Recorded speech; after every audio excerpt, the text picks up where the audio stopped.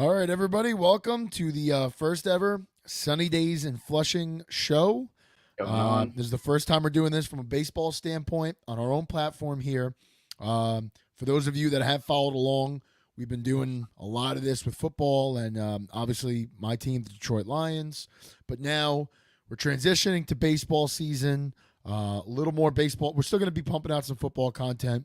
We'll be doing a draft special, but right now we're here. We're talking Mets. I'm going to throw it over to you, Zach. Introduce yourself. Welcome to Sunny Days Media. What's up, guys? I'm Zach. It's great to be here. Excited to do the show with Matt here and really just talk some Mets baseball for the season and our outlook going forward. It's gonna be awesome. Zach is one of three of us that have season tickets to the Mets. So we are at Citi Field pretty frequently all season long. We're there on Saturdays. We're going to be doing a big tailgate March 30th. We call it Poor Man's Opening Day. That's the first Saturday after opening day. So if you're around that day, if you're going to Citi Field, we'll definitely post where we're going to be at. We're either going to be in the Marina lot, or if we have parking passes, we'll be over in one of the Citi Field lots. But we'll post that info as that day gets closer. Right now, we're focused on 2024. Zach, what can we expect out of this Mets baseball team? I mean, right now, I think you can expect them to be a middle of the pack team. I mean, they're not going to go out and they're not going to flash a ton of talent because they really just don't have they're not oozing talent like some of these top contenders are, like the Braves in our division. But I think what you're going to come out and see is good defensive baseball. You're going to see just great fundamentals and a team that's going to go out there and just honestly outperform expectations, in my opinion. I don't think they're going to be a team that's going to win 90-plus games, but you're going to go out and see a team that's going to win in the mid-80s, hopefully, by the end of the season. See what happens. So I want to say that I can't pull it up here. I want to say, first of all, shout out Stevie Mack. He literally tunes into every Sunday LFGM show.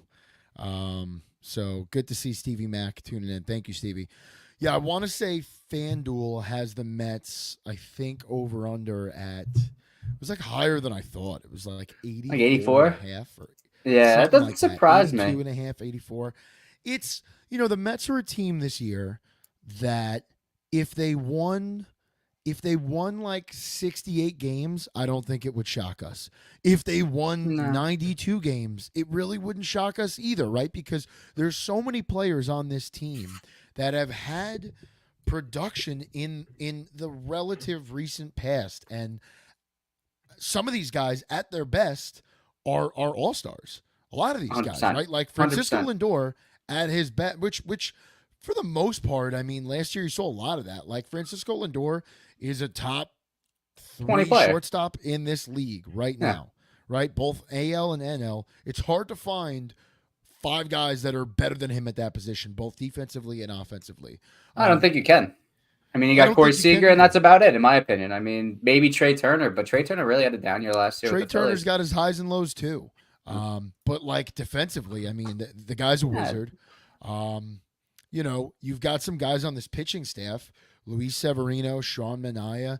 These are guys like Severino at his best is another top 5 pitcher in baseball, like at his best. Not saying that's what we expect him to be. He was definitely not that last year. This is a guy that when he's hot, he's red hot, and when he's cold, he's like 8 runs in 2 innings cold. So we don't really know what we're going to get out of this guy. So far in the preseason, he's looked all right.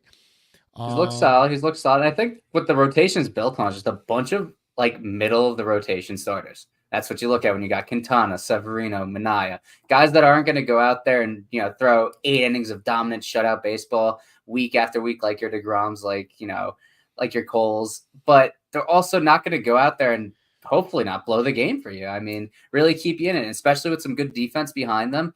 You really could see this Met team squeak out some wins against some good competition. But that is the concern, right? That is the concern.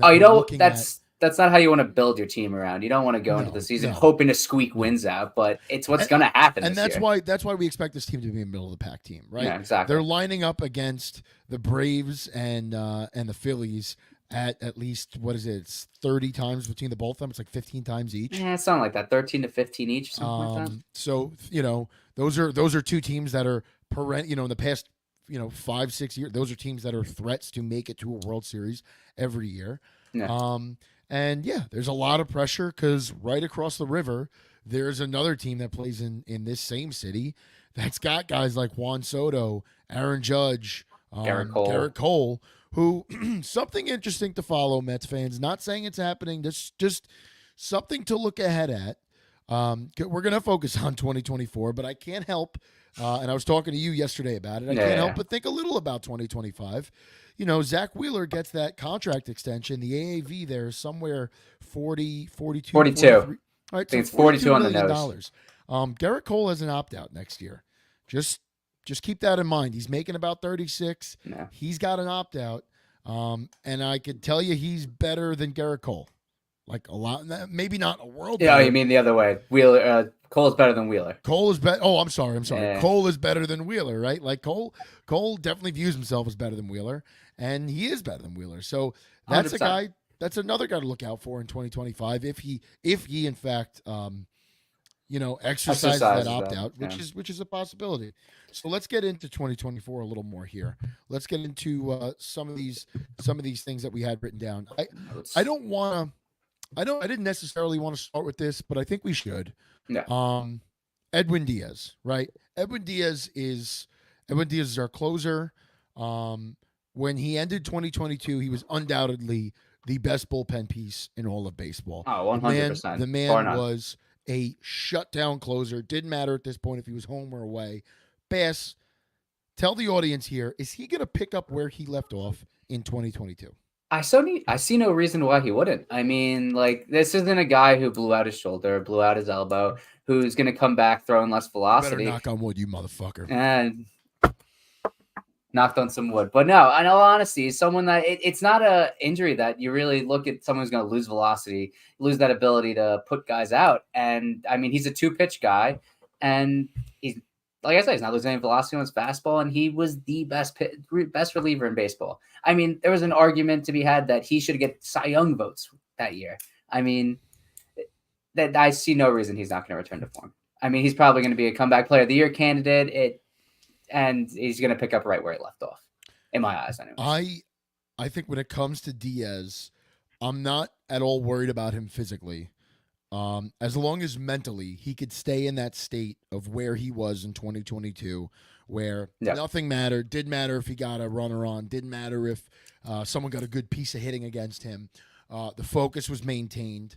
And the dominance was felt. And, when you're a closer, a couple guys have said it, and there's a truth to it. I think Trevor May was talking about this. Like, these guys come out like a WWE superstar, like a superhero in a comic book. You literally need to come out of that pen and think that you're invincible. Yeah. And I think we see a lot of that in Edwin, and we've really seen him grow as a player here. And it really does, like, you got to give Brody Van Wagenen a little credit on that trade. Like, I know 100%. Maybe with, the way that Kelenic was projected, maybe you could have gotten more or whatever. Yeah. But, like, if it weren't for Brody, like, and that was a ballsy trade to pull off. Really was. I mean, the Robinson Cano part of it was an absolute disaster. But Edwin Diaz, and that looked like a disaster, after the first season, and it really looked like it was going to be the biggest blunder by the Mets in franchise history. And now you look at it come 2024, and Edwin Diaz is, a top closer in baseball, and Kelenic is nowhere to be seen. He is, he's injured this year, if I'm not mistaken, right? I don't think he's starting injured. No? I know he's down in Atlanta. He's on a minor league deal. No. Knowing our luck, he'll come up in like an August game and rip a grand slam in like the 8th inning. Oh yeah, come out with like a 3 home run game. Yeah, of course. That's what's gonna happen. That's classic. Yeah, I agree with you. I see no reason in anything slowing down with Diaz. Mentally, as long as he's there, we got to feel really confident every time he gets out on that mound. And you got to give him props for what he did. I mean, you rarely see a player come into New York and let the pressure of the New York fans and the media get to them like he did. and bounce back from that. I mean, time and time again, you will see players come here and just absolutely crumble under the immense pressure of playing in this city. And he did, and he bounced back from that and became a better pitcher, a better player overall. And you know what? Like, you're 100% right, Bass, because we've seen so many times guys come here and, like you said, can't handle it. I think most guys in Edwin's scenario would have kind of went over to ownership or the front office and said, "You got to get me out of here. Like, I can't do this. I can't pitch here. Nothing's working." I mean, we saw it with Joey Gallo, right? This was a guy that Joey Gallo, like Sonny Gray, a lifelong Yankee fan, wanted to be here, wanted to. I mean, I could be wrong about that. He wasn't. I'm not sure about that, but that's what he crumbled. I mean, he turned into like Yeah. nothing here, and then Sonny Gray too. I mean, that was a guy that yeah, Sonny was another guy that it just didn't work here. And Edwin could have done that. And you know what? Edwin probably would have went over to like Cincinnati where his brother is, Yep. or Cleveland, and he would have lit it up instantly. And we would have been like, "Oh, typical LOL Mets." Yeah. Figures this would happen. Like, credit to Edwin for hanging in, figuring it out. And you could tell, man, like, as bad as he was in 21 and in 20 and I guess 19 was that disastrous year. Yeah, 19 was a disastrous year. He was always off by like a fraction of an inch. Like, he was right there. You could see the velocity, you could see what he was throwing, but he was just off by that much.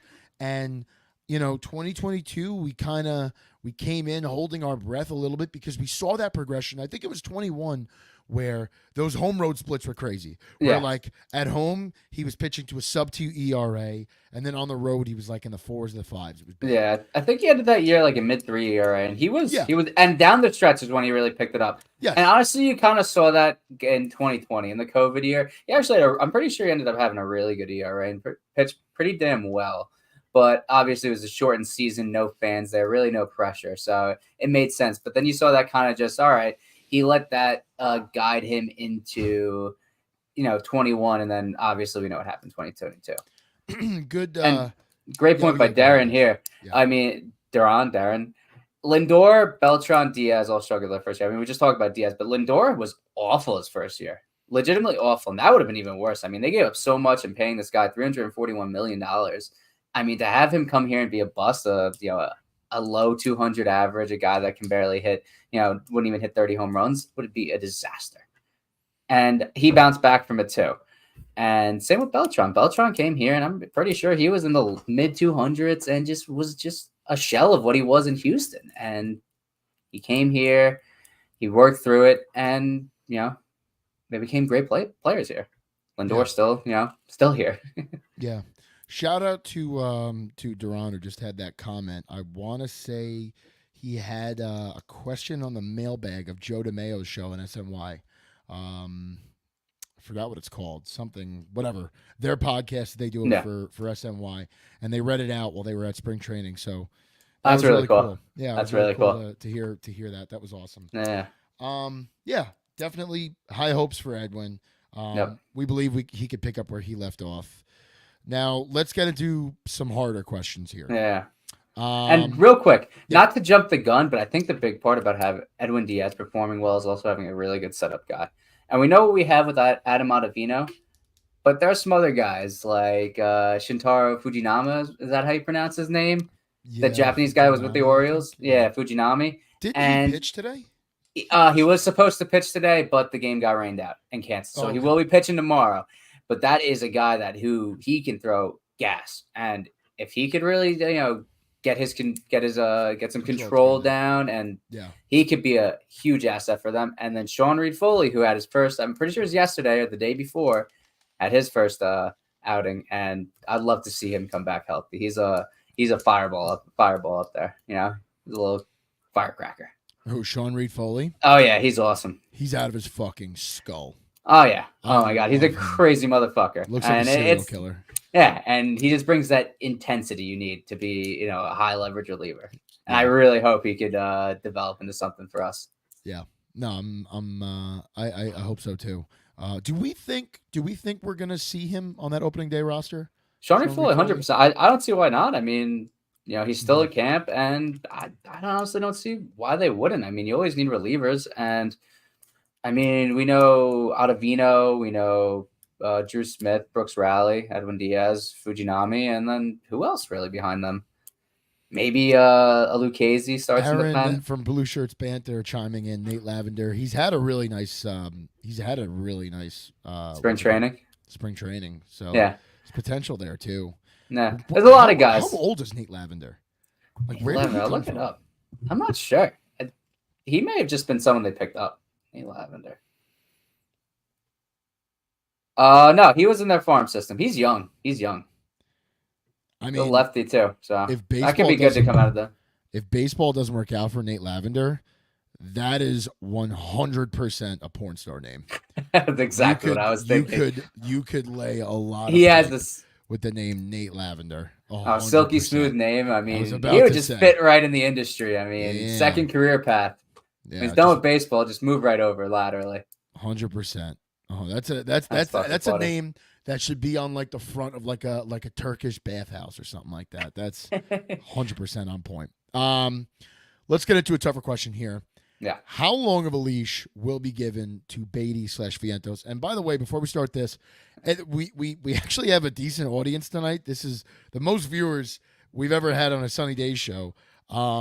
If anybody here in the comments has something that they want us to talk about and we feel comfortable enough to bring it up, we'll do it. So chime in the comments, guys. Let us know what you think. But getting back to this question, how long of a leash will be given to Beatty and Vientos? Both of these guys had a lot of high hopes. Really starting back to for Beatty, I would say 2019 when we drafted him. There's been high hopes since then. Yeah, he hit the ground running when he got into our farm system. Absolutely.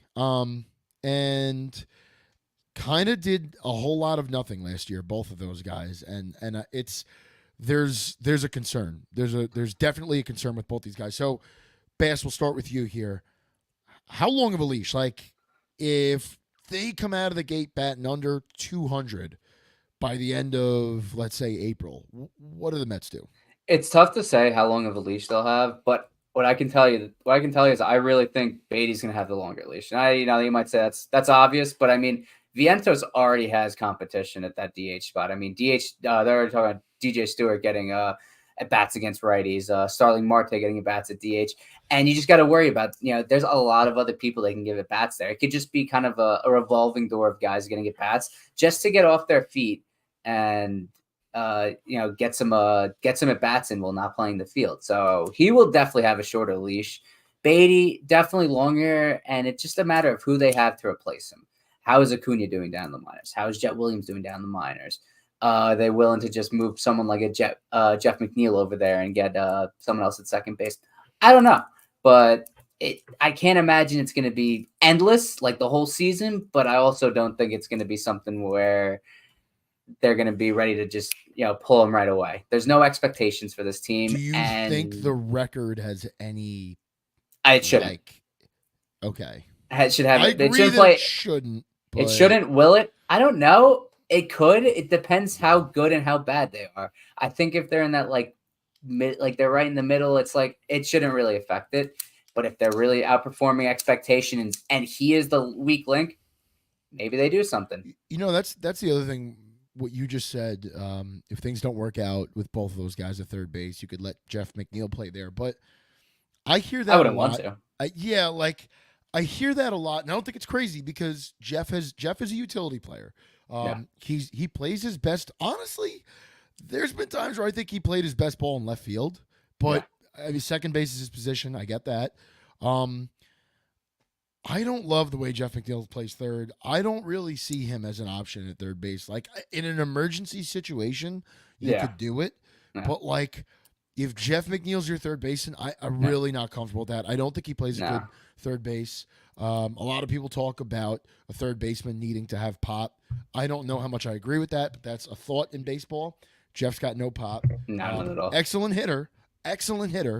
But I just one of these two guys needs to work out, and that's obvious. Like really, in an ideal world, both of these guys work out, but like one of these guys really needs to work out. And when I like Vientos. I like both of these guys. They seem to have some great personalities. Yep. They seem to be tremendous workers. Every chance, every post on Lindor's social media, it seemed this offseason was him working with Vientos at third base, and that's great. Like Yeah. that's the stuff you want to see. You want to see healthy competition among Mm-hmm. these young, really among everybody on the field. Yeah. You want to see that, right? But um, I think where I'm really looking this year is Brett Beatty, and it's not a knock on Vientos. I hope he works out too, but Yeah. Brett Beatty was a kid that uh, had tremendous talent. Came Yeah. up, was offered a scholarship at the University of Texas. Was supposed to go play ball there. Decided not to. Decided to take that position with the Mets and get drafted and Yep. jump right into Major League Baseball, really minor league baseball. Yeah. And It was a I COVID year remember too. the day he was drafted. I was watching the Mets game the day he was drafted. I was watching the Mets game the day that they had him in that whatever in one of the fan sections watching with Steve Gelbs answering questions and Yep. Yep. you know people talking about David Wright and that shadow at third base and all that good stuff. This is a guy that's really fucking talented. This is a guy that looks like he's doubled in size since we drafted him. There is so much promise in this kid, Oh, and 100%. I really want to see him work out. I know the glove hasn't looked great. I know CP over at CP's Mets and Knicks. He's talked about the concern with that arm strength, and I get it, but I think this kid can get it together, and he's got the pop. Like we've seen that. He's got to get more consistent at the plate. I Yep. could care Yep. less how many home runs Brett Beatty hits this year. I really could. I really could care less. I want to see the kid make contact. I want to see him get on base a ton. And I think, you see a lot with baseball players. As things start to come together at the plate, the glove starts to figure it out because so much of the glove is confidence. I mean, so much Yeah. of the plate is confidence too, but I think it's so much harder to be a good hitter than a good fielder. Yeah. Agreed. And as a guy gets it together at the plate, you start to see his glove typically come together. Yeah. So Yeah. Yeah. that's a guy I'm really looking at this year. I don't. So Me many too. people are so quick to just jump off Brett Beatty and get rid of him. He's got no use here. Fill that role. Like people wanted Justin Turner, and Justin Turner's a fine player, but the guy's in his mid-30s. He's contributed nothing to the future, and like you're gonna have to pay him a decent amount. Like you're paying Brett Beatty nothing. Let this work itself out. Give it a chance. Give this I mean, a the chance. kid's what, 23, 24 years old, so he 23, needs 24. Yeah. yeah, needs time. I believe he was drafted 19 and was back in 2020, so he needs time. He needs time, and that's against like the technical and the fundamental side of it. But I mean, he just needs to lift the damn ball. The kid is hitting the ball with insane amounts of pop. I mean, the ball's just jumping off his bat. It's like lightning. But he's driving it right into the ground. And I mean, like, it doesn't matter how hard you hit the ball. You hit the ball on the ground, and the fielders are going to get it. I mean, unless you're finding holes every single time you hit the ball, they're going to get to the ball, and it's going to do nothing for you. He's not a guy with speed. He's not a slap hitter. He's a guy that needs to be able to drive the ball into the gaps and get extra base hits and then eventually home runs. And this is someone that you look to be a 5-hole hitter and really give Alonso protection for hopefully years to come. And coming in with as much expectations as he has as a top 10 prospect in baseball, to really kind of fall flat like he did last year was rough to see. So it would be great to see him bounce back. It hurts. It does, and I'm sure it hurts him really too. hurts. Yeah. So it'd be nice to see him just get out to a good start. I mean, I know spring training's been rough this year, but he's shown promise. That home run he blasted, I think it was like late last week. It was a bomb, and then against the Yankees too, he scorched a single into right field. I mean, that thing was on an absolute rope. Brought So a couple runs in too. yeah, I think he got one in, and he scored two on a pass. He scored a run too on a pass ball. So just getting this kid some confidence. I mean, and I think this is the team to be on. There's no pressure of being part of this huge legacy team like a Yankees crosstown rivals, and they can just go out there and enjoy themselves, not have to worry about World Series or bust or the legacy of 27 World Series. It's just go out there and play baseball. I mean, not to like sound corny or anything, but that's what it has to be for this kid. And if he doesn't work out, he doesn't work out.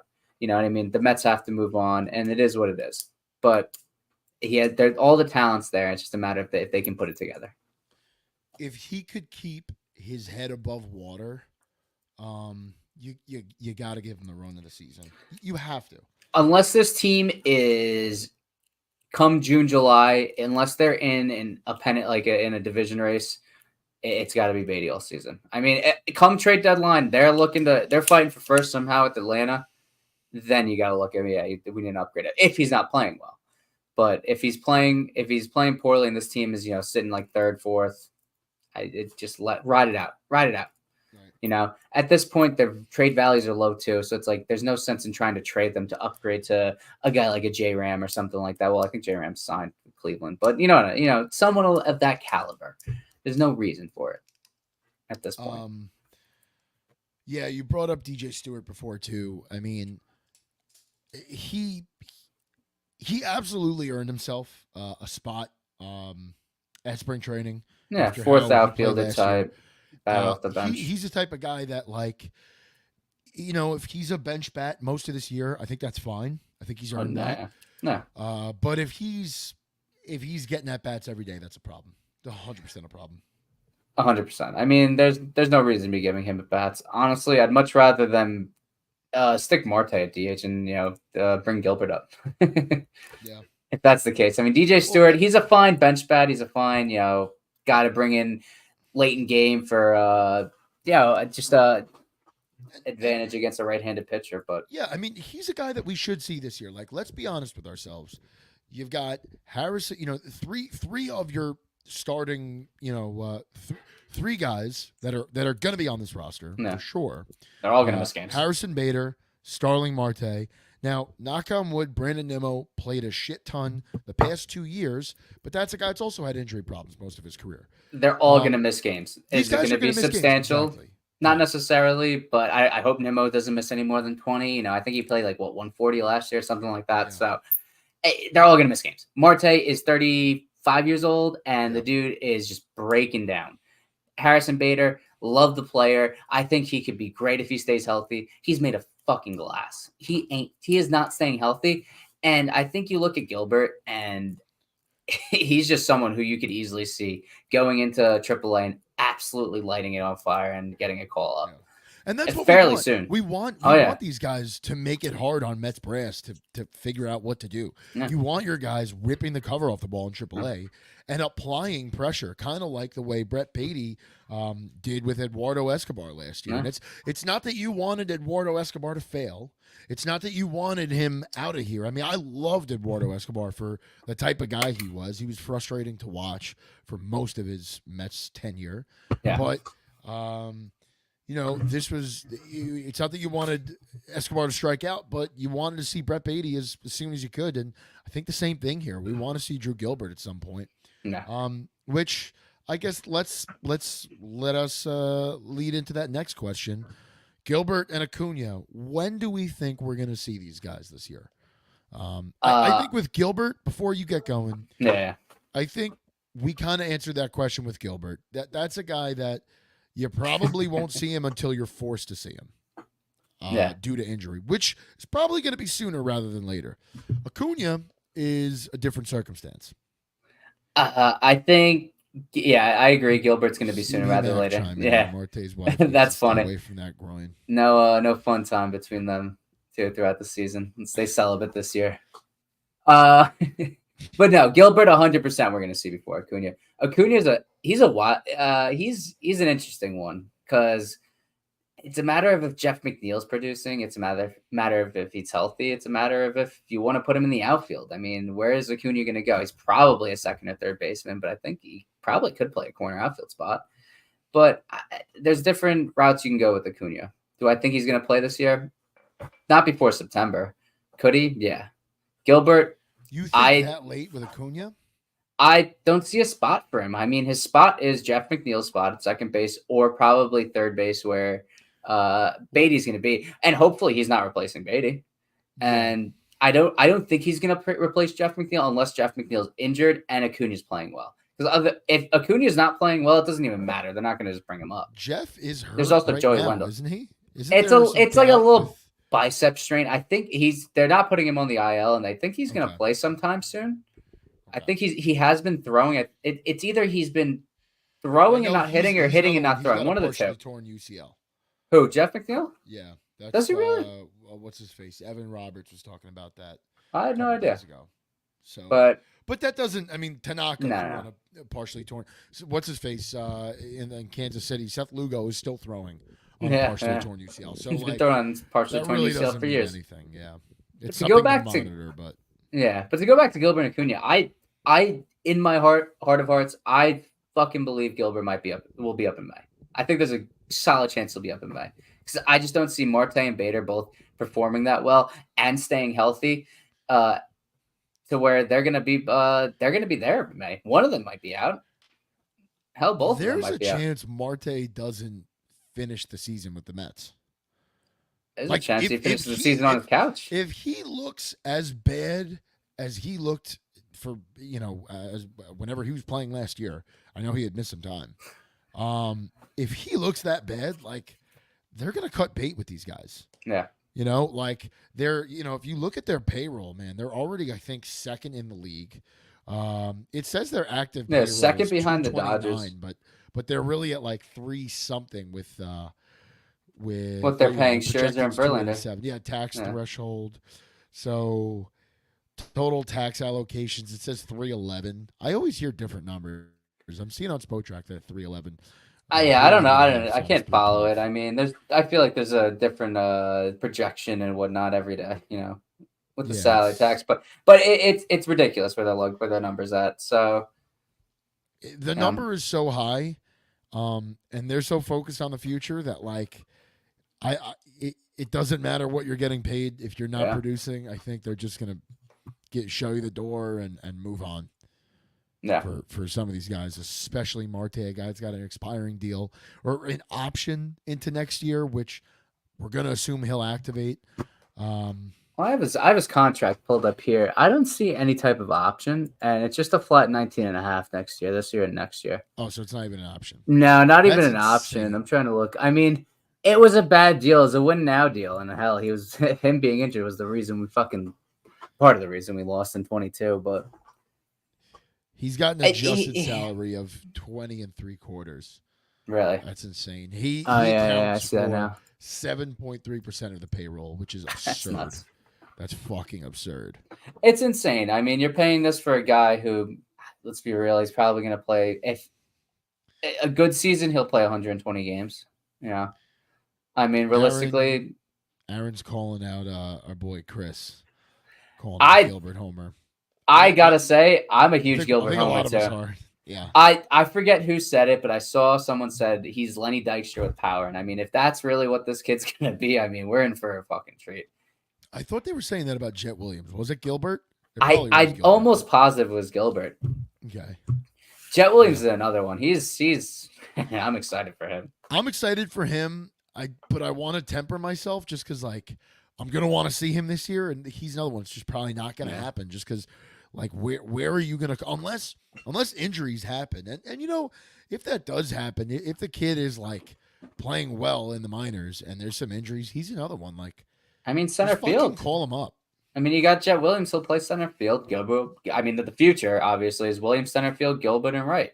And both Marte and Bader, one of them is going to be out this year. I mean, either they're not going to play up to standards, or they're just going to miss time with injury. So 100%. I mean, you're gonna have one of those two replacing the other one. I think both of those guys collectively are going to miss over 100 games. I think easily, and I hope they don't for their sake. And I like them both as players, as human beings. Well, I guess less so Marte, but they seem to be good guys, and they're good players when they're healthy. But it's just a matter of if they're going to stay on the field. Kind of leads us into this next one here. Yeah. We talked about it. Jeff McNeil bounced back. I mean, this is a guy that won the batting title in 2022.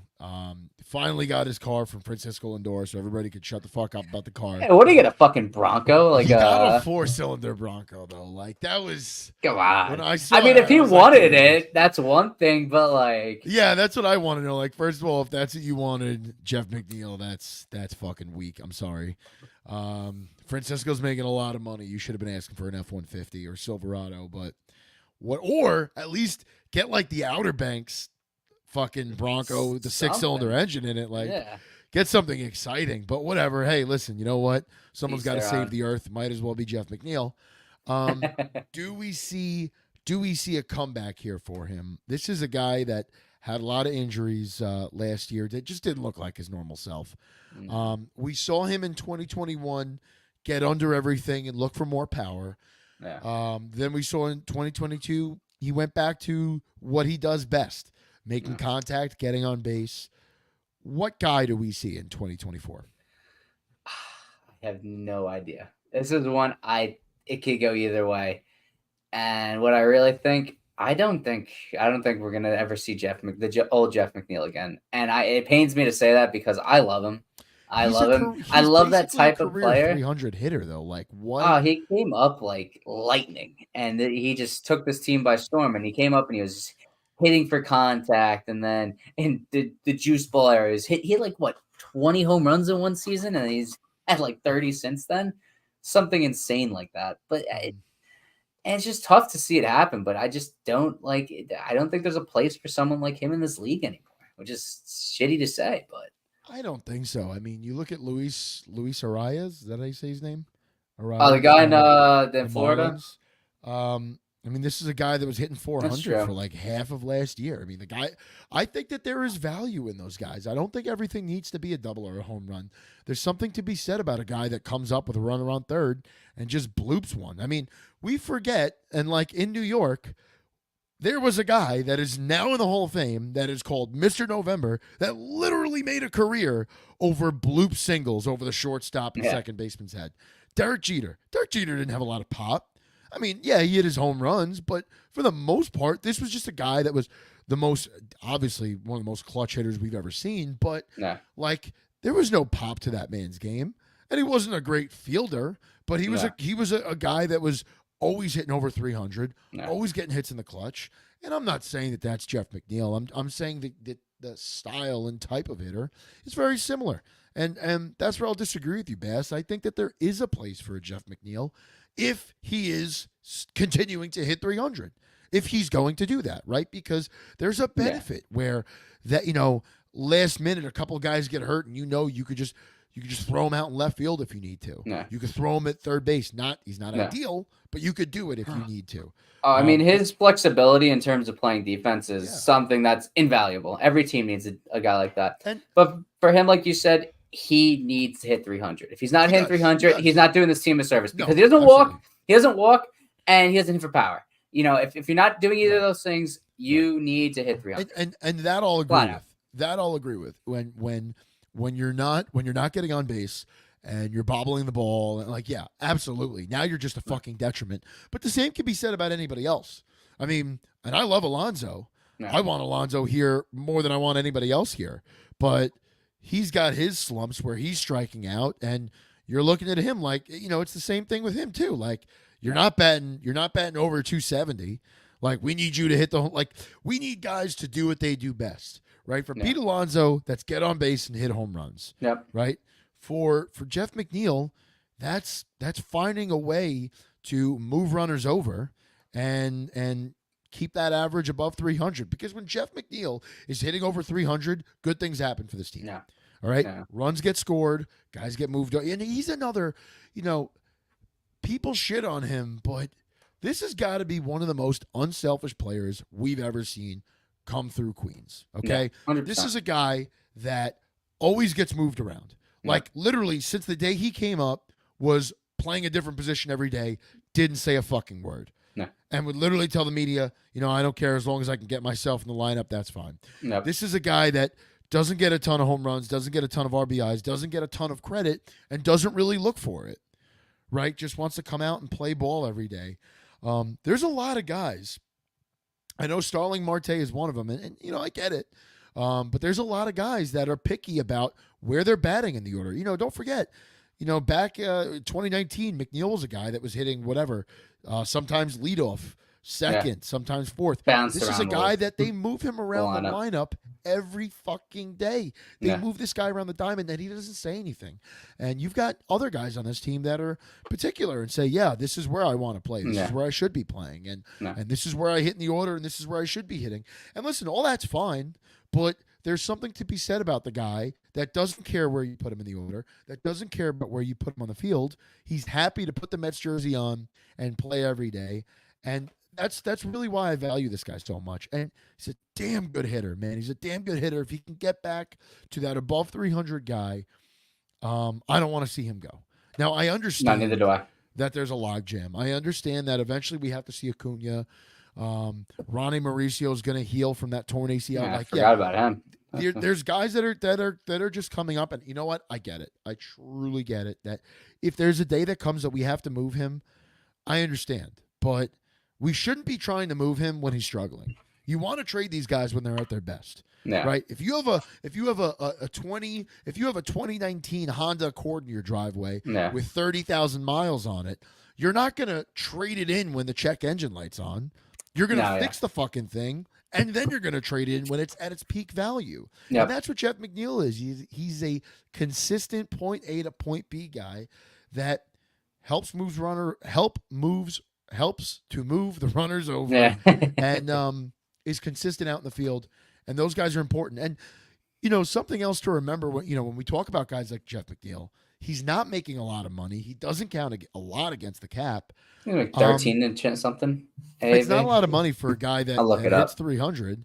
And not all of these young guys, we have to remember this too, Mets fans, is that not all of these young guys are going to come up and actually contribute for this team. Some of them are going to fizzle out. He's got 12 and a half. Okay. 12 and a half. Some of these guys are going to fizzle out. Some of these guys are going to look real good, and we're going to trade them for other assets that we need, like starting pitching. Yeah. There's going to be a logjam at some point. Like Jet Williams and Acuna and Mauricio and Beatty and Vientos, they all can't play in the infield. Like, there's just not enough spots for that. No, and these guys are guys that we project to play every day, right? So there's guys that are going to have to be moved. And there will be there's plenty of starting pitchers that are going to be free agents next year.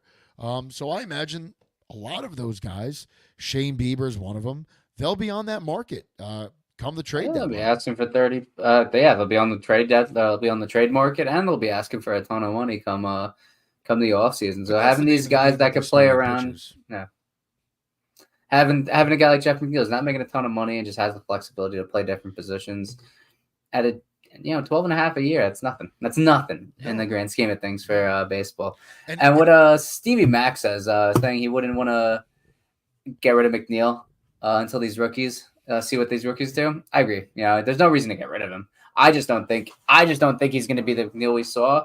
But there's still he's so invaluable to this team. Just being able to put him in left field and in case of an injury, right field, second base, third base, God forbid.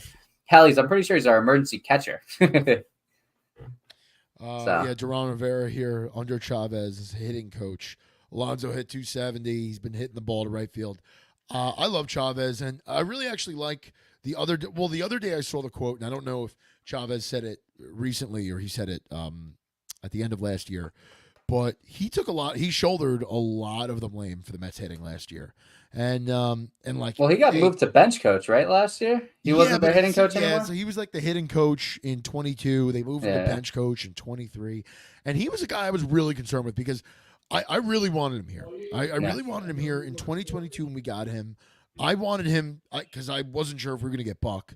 So I was like, I was petitioning to bring him in as the manager, and not really so much of like I just remember him as a player, and I loved watching Eric Chavez. I thought he was awesome. Yeah, he was a lot of fun in MVP baseball 2005.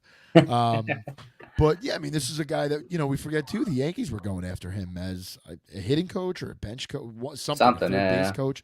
They really wanted him, and he had originally committed to the Yankees and then decided to come to the Mets. And I'm really, really happy that after, whatever happened with Showalter and he's no longer here, I'm really happy that they retained Chavez on this team because I Yeah. think he's an asset.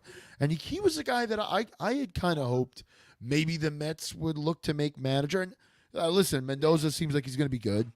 Seems like he knows what he's doing. He's been Yeah, I waiting like for this for a long Mendoza. time. Yeah, I got no qualms with Mendoza, but Chavez was a guy like I did not want to see leave. And if that meant making him manager, so be it. But Yeah. it's great that we could. Seems like we're going to get the best of both worlds there. Yeah, I'm Which happy we I kept all of the coaching staff together. I mean, obviously Buck's not here, but keeping right. Keeping him and Hef here to pair with now Mendoza seems to be a good pairing. A lot of younger guys, a lot of younger faces you see in the dugout rather that you really just don't see anymore, or you don't really see. You see usually one older guy, but I think it's valuable having guys that are younger and can Yeah. relate to the players a little bit more and just kind of this different approach to baseball because things have changed since these older managers have left and come I mean, I back, or think since they were in their prime, and it proved it kind of showed last year. you don't want to go too young.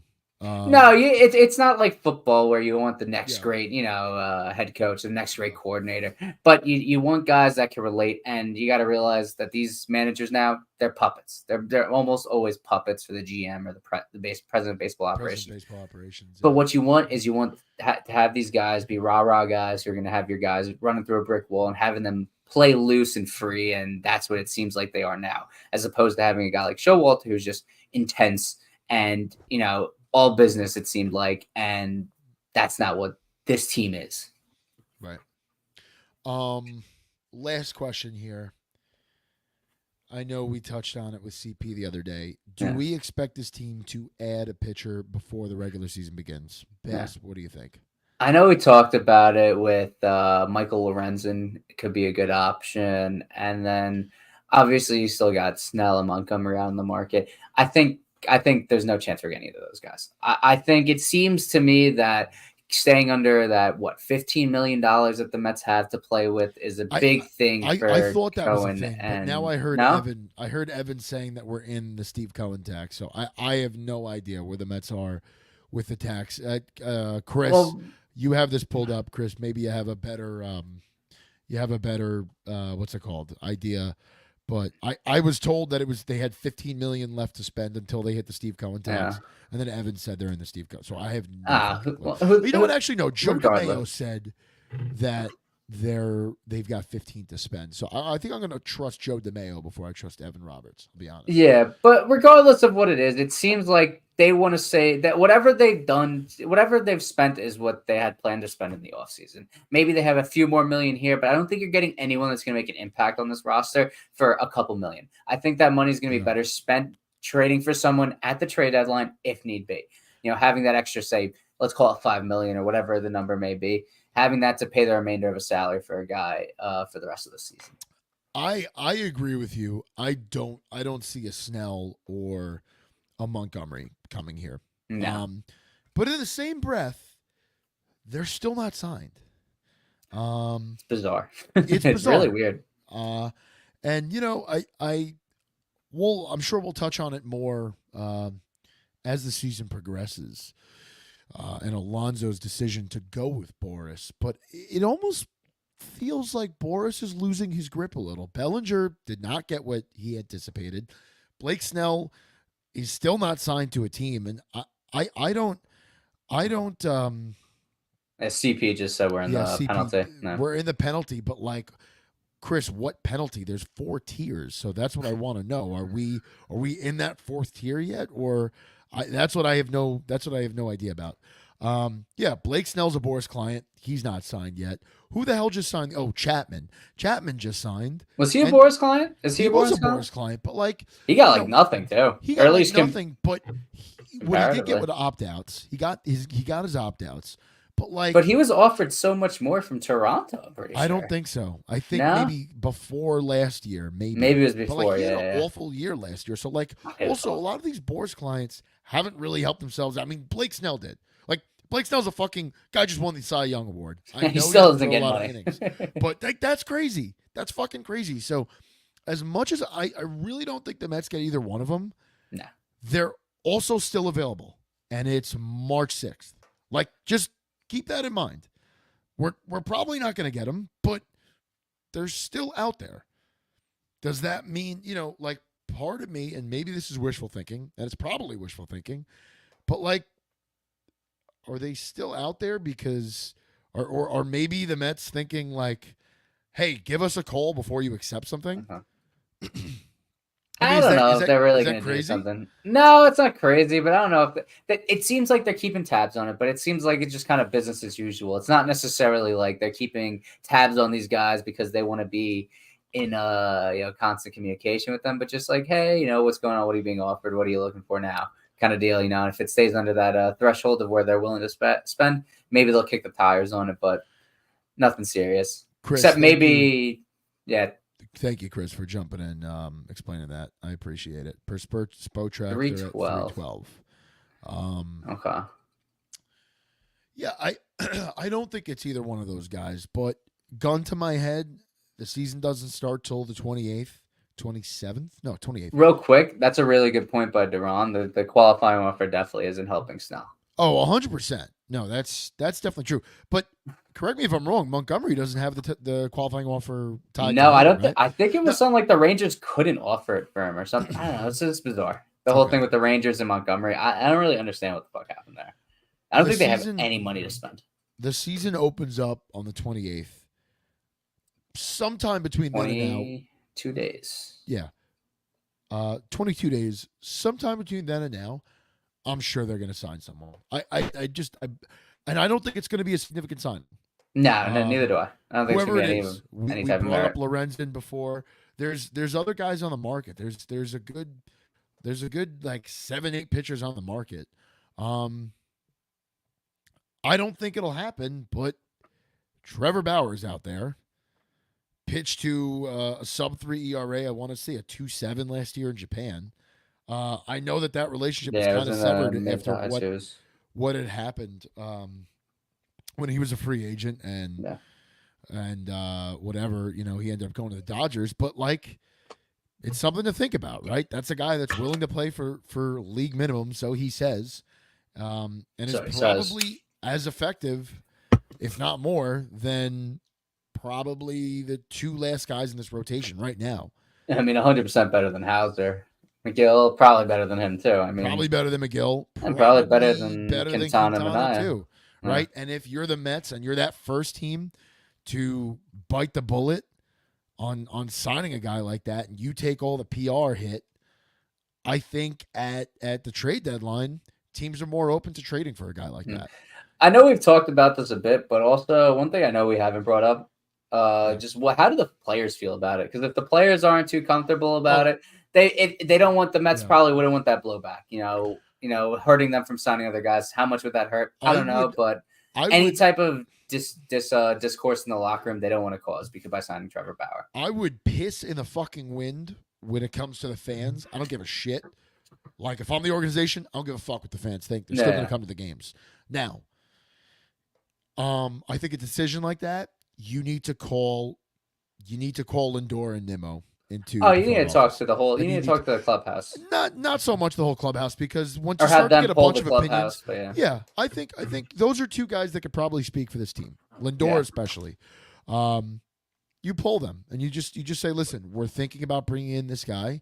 What are your thoughts before we even make this call?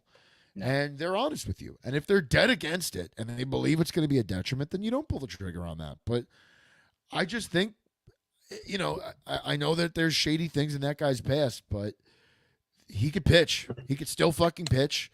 We've seen him do it, and he's better than what we've got. And he's an asset that could be traded at the deadline. And if this is a guy that's pitching for league minimum, all right, he comes here, he doesn't work out. What do? You just fucking cut him. It's not simple. There's no skin off your ass. But I could see them. I don't see them bringing in Bauer after all we just said. I see them bringing in someone. I think it'll be a lower level guy, another 4-5 type guy. And unfortunately, I think that's what's going to hold this team back. I mean, do they have any spots in the 40-man roster? Anyone that's worth cutting? You can cut like Drew Smith. Like, is Drew Smith even starting? Is he going to start the season on the team? Right now he's on the team. I think he's a bubble guy. I mean, honestly, Fujinami's a bubble guy too, but he is a guy that you could start they paid him down $5 in million. Syracuse. No, he's got a minor league option. He does have in an his option. Okay. Yeah. So listen, we'll see. No. Two other things here. We had some of the other things that we had spoken about, but now we're like an hour in, so we'll save that for next week because Yeah. we've got plenty of time before the season starts. Yeah. Stevie Mack is asking if Mike Clevenger's out there. Well, Mike didn't he Clevenger, have a situation? yeah, Mike Clevenger Yeah. had like a domestic violence situation too. So like he's You don't another want to touch one. that with a 10 I foot don't know pole. that. Yeah, exactly. I don't know. I know he wasn't welcomed really back into the White Sox clubhouse when he had come back. So I don't know. But two more things here, or definitely at least one more. Yeah. Something to note. CP's boy. Yeah. And I really emphasize when I say this is CP's boy, John Heyman, tweeted a few minutes before we went live. The Mets were one of 4 teams that are in on JD Martinez. This is something I really don't see happening. It really doesn't make sense. No. Now, if it happened, I'm not going to lie to you. I would be excited, but there's a bias there. I love JD Martinez, but he's definitely going to take away some at-bats from the young kids, and we don't want to see that. I mean, assuming he would stay healthy, he's going to play 160 games at DH. He's going to play a majority of the games. And then another big thing with him too. I mean, if this was the beginning of 2023, I mean, I'm all in. Let's go get JD Martinez. Yeah. But it's not, and he offers nothing for this team going forward. And how many more games does he realistically win you? I mean, like how much stock does everyone put into WAR? I put a decent bit of stock, and he had like what, a 3-ish WAR last year, 4 WAR last year. So what is he going to win you? The guy hit like 277. He had over 30 home runs, I believe, or he had 30 on the dot. Like, yeah. This is a guy that can produce at the plate. There's no. He's a good player, and he'd be great protection for Pete. I think you want Beatty, you want Vientos to develop into those roles, and hopefully they can. I think you get more out of figuring out what they are versus having JD Martinez come here and fucking he's gonna hit, but you get more out of figuring out if Beatty or Vientos or anything rather than coming here and watching JD Martinez hit the cover off the ball for 150 plus games. Yeah, I think, like that's another guy. If you wanted to bring him in as a bench bat, like, yeah. Absolutely. But is that he's not going to be a bench bat. He's going to go to a contender. Exactly. Like JD Martinez doesn't. I doubt at this point he wants to be first of all, nobody wants to be a bench bat. Right? No. And like this is a guy that still has a lot left. He's got another season in the tank. I believe. He's got some gas left in the tank. Exactly. So like, I don't think he wants to spend his remaining days in baseball like.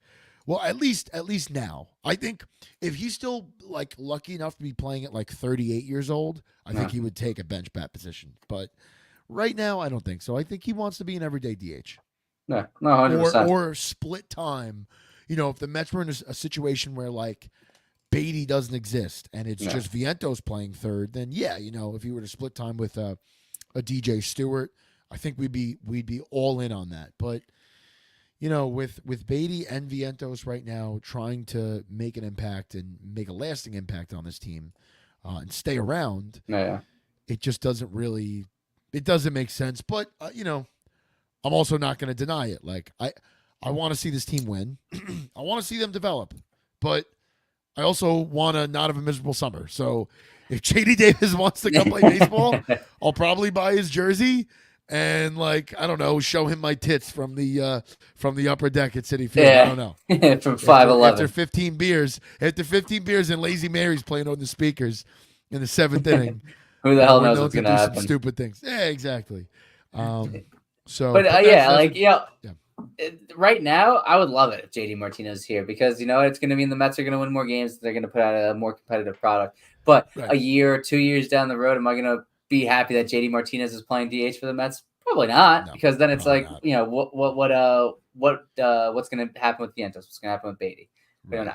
So So I don't think it happens. And if there's any money to spend, like bring in another starting pitcher, like give us something to be excited, like be hopeful of, right? Because bringing us JD Davis doesn't really sell hope. Like. No.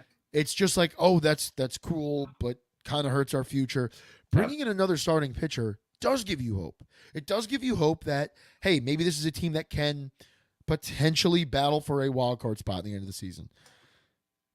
You know, I think they are as is. I mean, I don't think. I shockingly think enough, with this starting rotation, I think they're going to fall just not short. And I enough. think it's going to be an uphill battle the whole way. But I think they're going to be a team that's going to be in the mix, and I think they're going to make. I think they're going to be a team that's going to make some small deadline acquisitions, not selling the farm, not selling anything of any value, but really just kind of getting guys to bolster up maybe the back end of the rotation. Maybe It would be really smart to sign a guy like Lorenz into 2 years, right? You sign a guy like that. I wouldn't hate it. Is he perfect? No, but like you're shoring up a 4 or 5 spot in your rotation. No. It's not something you have to worry about next year. And something else to think about here. Easy to move on from a guy like that too if they really just kind of shit the bed when they get here. Oh yeah, of course. As opposed to signing say a Montgomery or Snell, using them for example. Of course, now you're locked into those guys because that's bigger money. Once Senga comes back, this is a front office that had openly talked about moving to a 6-man rotation. Now we've never really seen it, right? Senga played all year last year, and we saw bits and pieces of it. But if you're gonna kind of full time move to a 6-man rotation, well, you do need more starting pitchers. Yeah. So, like, it makes all the sense in the world for them to sign someone else. And that's why I think they're going to do it. I don't know who it'll be, but I think they're going to have to. They absolutely have to, but will they do it is the question. I think the options are in-house. You have Joey Lucchesi, you have Jose Budo. What are those guys? What role are those guys going to play? I mean, obviously, and Tyler McGill right now is your quote-unquote 6th starter. Because, I mean, once Senga comes back, McGill or probably Hauser are going to get the boot, assuming everyone is healthy. You've got Vassell and Scott as well. That I think those are guys that they're looking to just kind of really get some more reps in the minors. I would love to see them up this year. I think Vassell has a better chance of coming up more so than Scott. Vassell, I think Tyler Stewart was in AAA last year, if I'm not mistaken, and Dominic Hamill. All those guys, they're right there on the cusp of it, but a lot of those guys, I think they're trying to really stretch out in the minors and give them more time down there to really perfect their craft. Right. And then there's some question marks then for 2025, but that's a discussion for another day. Bass, do we have anything else before we shut this down? Not much. I mean, I'm just excited for the season to start. I mean, I've been itching to go to some games and really just watch the Mets play. Win or lose, I just can't wait for it. Yeah, I'm excited. It's going to be a fun year. It really is. It's good to see someone just get back there, see these guys play, and hopefully get some bounce back years from some of our key pieces. Eat some hot dogs, drink some beers. Tender bucket out in center field. My gullet, huh? Tender bucket out in Yeah, I was thinking about that the other day. That's so good. Yeah, I'm ready to not remember from the 8th inning on. Come what, March 31st, is it? March 30th? Oh, my God. Yeah. Anyways, this was a tremendous audience tonight. Very active. Yeah, you guys are great tonight. Thank you, everyone, for chiming in, jumping into the first ever show for Sunny Days in Flushing. We are gonna go 2 days a week. We're not sure what those days are, but follow us on Twitter. We will set up an Instagram page at some point, but follow us on Twitter, and we will post when we're going live. And definitely keep chiming in. This was great, guys. Thank you so much. And we're getting some hats in the mail. We're about 7 weeks out from when those come in. So you'll see me and Bass wearing them at some point, like 2 months from now. And when those come in, we will find a way to raffle those off to the viewers. Nice. I think we'll try to incorporate some retweets and likes to grow this brand. But that'd be awesome. Thank you, everyone. And we will see you somewhere in the next 7 days. So. Yeah, hopefully early next week, and by then I'll have a new Twitter handle too, Sunny Days one. So, thank you guys. Thanks, guys. Let's go, Mets. Night.